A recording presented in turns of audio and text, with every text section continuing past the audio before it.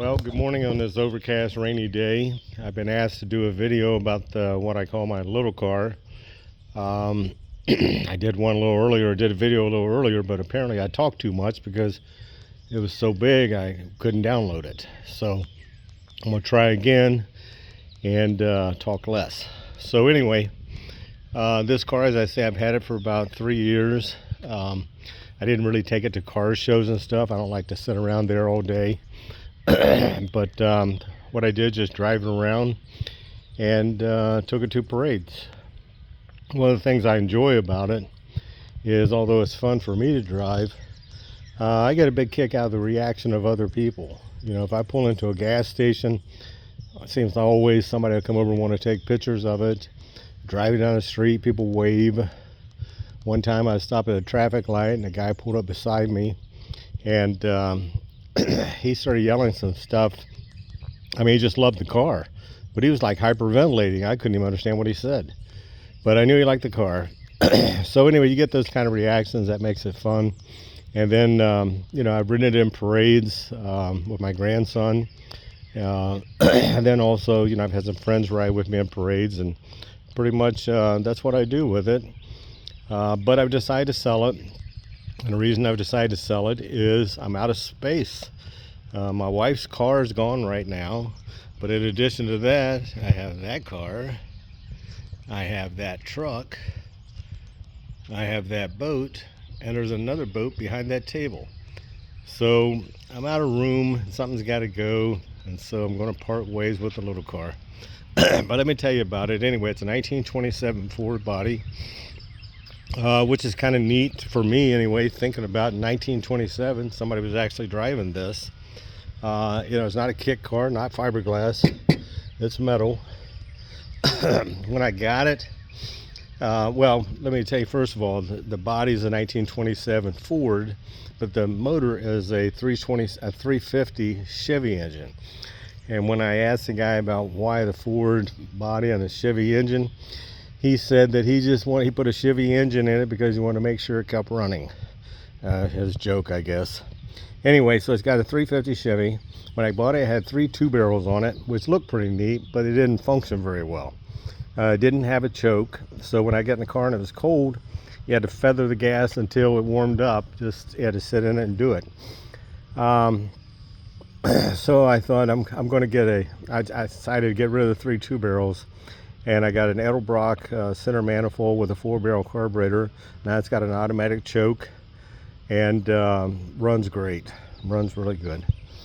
Looking at the rest of the car, the side pipes, when I first bought it, the side pipes actually ran down along the bottom of the door and here to the tire. But I didn't like it because side pipes get very hot, and I was concerned my grandkids or me would burn my leg getting in and out of the thing with a pipe right there at the door. So I had them routed underneath, and they come out the back here. Dual exhaust. The guy maintained the same mufflers on it, and it sounds great. You'll hear it when I start up in just a little bit. One of the other changes I made has to do with the tires. It had black wall tires on it, which looked okay, but I wanted white sidewall tires, and you know, I'm old enough to remember when you could buy white sidewall tires like this any place. Everybody made them. That's not the case anymore. So it's only Coker, C-O-K-E-R, that makes them. And since they have got the market on them, they're very expensive. These tires were like $425 or $450 each. So replace that. And some other interesting features is the top of it in 1927, they were vinyl just like this. And the guy had that done by somebody. I don't know, they did a nice job. And then here is the sun visor. You know, obviously in your car now you can reach out and pull a visor down. Well, apparently at that time they didn't have that, so this was the visor. I added a fan to the radiator, and the reason I did that, the first parade I was in, it was 90 degrees. The parade was 2 or 3 miles. And you know, the parade, they're barely moving, so you're sitting there and it's not getting much air circulation through the radiator, so it started running hot. Now I didn't overheat, but I got a gauge in there, it works fine, and it was definitely running hot. So I thought I'd come up with a solution for that. Now, you may be familiar with the fact you can buy fans that you put on the inside of the radiator, but the clearance between my fan and radiator wasn't enough for that, and so you got one of these that goes on the front.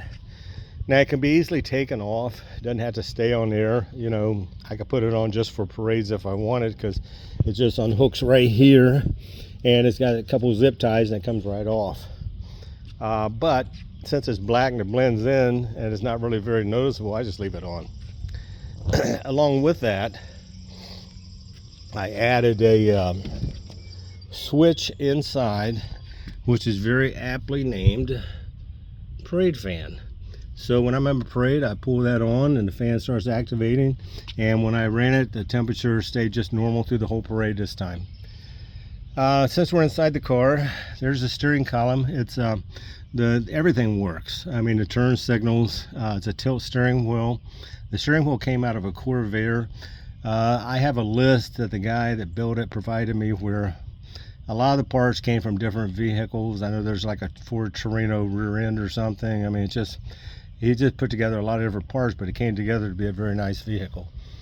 Has an automatic on the floor, and all the gauges work.